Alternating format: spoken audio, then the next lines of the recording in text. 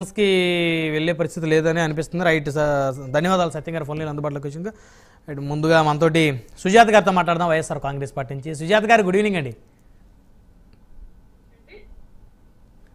Madam వినిపిస్తుందా నా voice మీకు? వినిపిస్తుందండి, చెప్పండి మేడం. శాసన మండలిలో లోకేష్ గారు ఫస్ట్ టైం అనుకుంటా ఇప్పుడు ఈ గవర్నమెంట్ వచ్చిన తర్వాత ఆయన శాసన మండలిలో మాట్లాడారు. శాసనసభ సాక్షిగా మా తల్లిని అవమానించారు, బాధ తట్టుకోలేక అప్పుడు మేము సభ నుంచి బయటకు వెళ్ళాం. వైసీపీ సభ్యుల గురించి మేము ఎప్పుడు కూడా అలా మాట్లాడలేదు.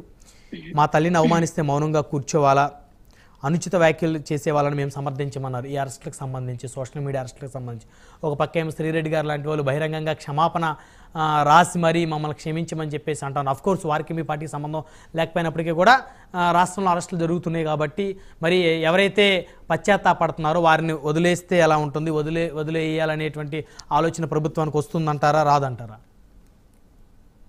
నమస్తే అండి బ్రహ్మనాయుడు గారు, ప్రైమ్ 9 వీక్షకులకి అలాగే ప్యానెల్ పంచుకుంటున్న వ్యక్తులందరికీ కూడా నమస్కారం. సో ఈ రోజు మీరు మాట్లాడుతున్నది మా తల్లిని దూషించారు అని మాట్లాడుతున్నారే లోకేష్ గారు. అసలు జగన్మోహన్ రెడ్డి గారి వాళ్ళ తండ్రి చనిపోయిన దగ్గర నుంచి కక్షా రాజకీయాలు మొదలు పెట్టింది ఎవరు? పేపర్ల పరంగా అయితేనేమి, టీవీల పరంగా అయితేనేమి, అసలు ఈ కక్షా రాజకీయాలకి ఆద్యం పోసింది ఎవరు? టీడీపీ పార్టీ కాదా?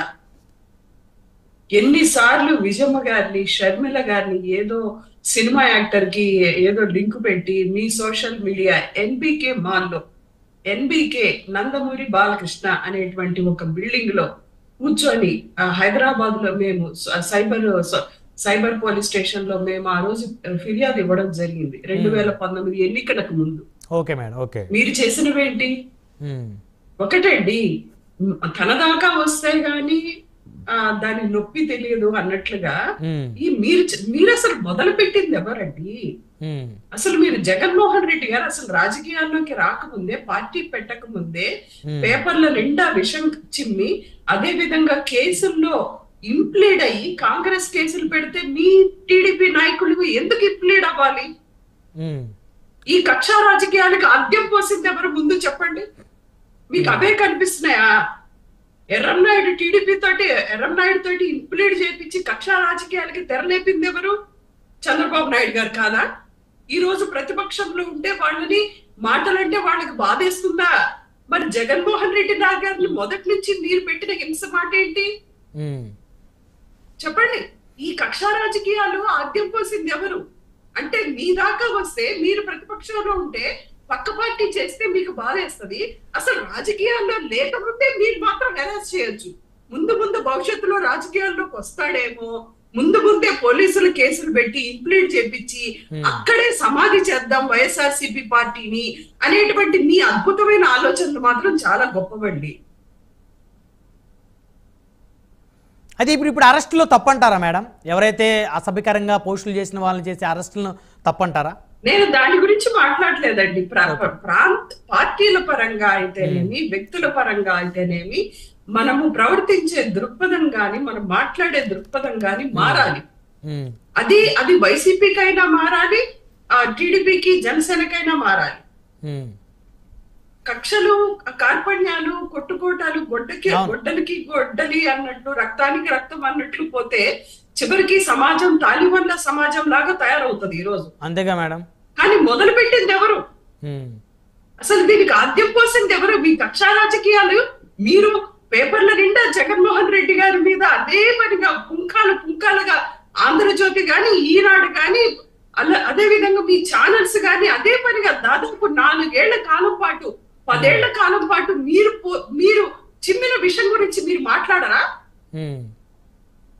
ఈ రోజు శ్రీరెడ్డి గారు గాని, లేకపోతే స్వాతి చౌదరి గాని, వీళ్ళందరూ కూడా ఎక్కడ అధికారం ఉంటే అక్కడ మాట్లాడతారు.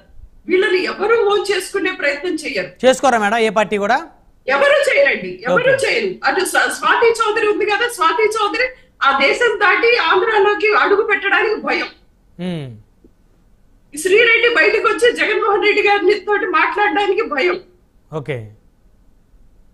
ఎందుకంటే ఒకటి, మీరు ఈ వేదికని మాకు ఇచ్చారు, ఒక మీడియా ఒక ప్రయారిటీ ఇచ్చి మాట్లాడమన్నారు. నోటికి ఎంత వస్తే అంత మాట్లాడితే మీరు కూడా ఇంకోసారి పిలవరు. అంతే కదా మేడం, రోజు వెళ్ళాంగా బూతులు. అంతే కదా, అంతే కదా, ఎవరైనా అంతే. ఉమ్, ఇంకోసారి పిలవరు. ఒక పాలసీ పరంగా ఒక సమాజంలో ఒక ఇష్యూ మీద మాట్లాడితే, ప్రజలకు పనికొచ్చేది మాట్లాడితే పిలుస్తారు. అవును మీరైనా, ఒక మీడియా అయినా, అంతే కదా. మేమైనా, పార్టీలైనా అల్టిమేట్ గా ప్రజల కోసం పనిచేస్తున్నాం. అవును కానీ ప్రజల కోసం పనిచేయటం మానేసి జగన్మోహన్ రెడ్డి గారి మీద కక్ష చిమ్మటం కోసం మాత్రమే టీడీపీ పనిచేస్తుంది. ఉమ్, దీనికి ఆద్యం పోసి, దీనికి తానంటే తందానా అని పలికేది పవన్ కళ్యాణ్ గారు. ఉమ్, ఏమండి మీరు ఇలా మాట్లాడుతున్నారే? పవన్ కళ్యాణ్ గారు ఎన్నిసార్లు నా కొడకల్లారా, వైసీపీ ఎమ్మెల్యేలారా అని ఎన్నిసార్లు మాట్లాడారు ఉమ్, చెప్పండి. మరి ఆయన అరెస్ట్ చేయాలి ఈరోజు?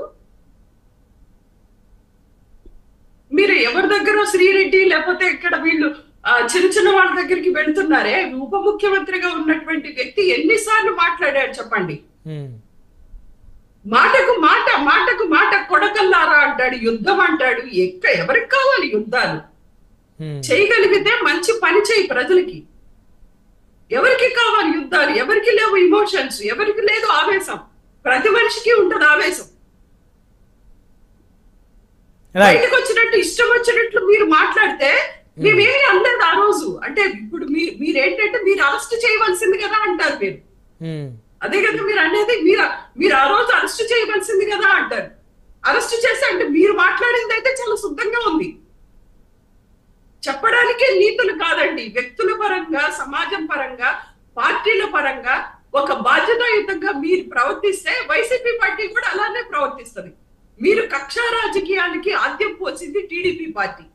ఓకే, అసలు దాని పుట్టుకే మీరు అబద్ధపు ప్రచారాలు చేసి ఎన్టీ రామారావు గారిని వెన్నుపోటు పొడిచి, ఇంకా అవన్నీ వద్దులండి సుజాత గారు, మన చర్చ డైవర్ట్ అయిపోయింది. అవన్నీ కాదండి, అవన్నీ అవన్నీ కాదు. ఏమండి? కక్ష అనేది రైట్, రైట్. అబద్ధపు ప్రచారం. ఇప్పుడు ఏంటండి బాబు? ముందుగా మీరు మొదలు పెట్టారు. మేము చెప్పేది ఏంటంటే మీరు మొదలు పెట్టింది మీ ఇంటి దగ్గర నుంచే మొదలు పెట్టారు. మీరు ఈ రోజు శ్రీరెడ్డి గారినో లేకపోతే బోరగట్టనో మేము చాలా చెప్తాం. టీడీపీ దాంట్లో 100 మంది, అంతెందుకు అయ్యన్న పాత్రుడు గారు అధికారం వచ్చిన తర్వాత జగన్మోహన్ రెడ్డి గారిని ఓడిపోయాడు అంతే, చచ్చిపోలేదంటే మరి ఆయన తీసుకెళ్లి దాని మీద ఆన్ రికార్డు ఉంది కదా, జైల్లో వేయాలి కదా.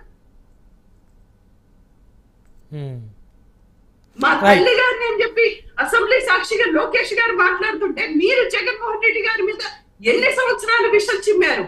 అది మాకు నొప్పి కాదా? మళ్ళీ మాట్లాడు. చాలా సమాధానాలు ఉన్నాయి. రైట్ రైట్ గాయత్రి మళ్ళీ మాట. శివపార్తి గారు జనసేన పార్టీ నుంచి అధికార ప్రతినిధి. శివపార్తి గారు గుడ్ ఈవినింగ్ అండి.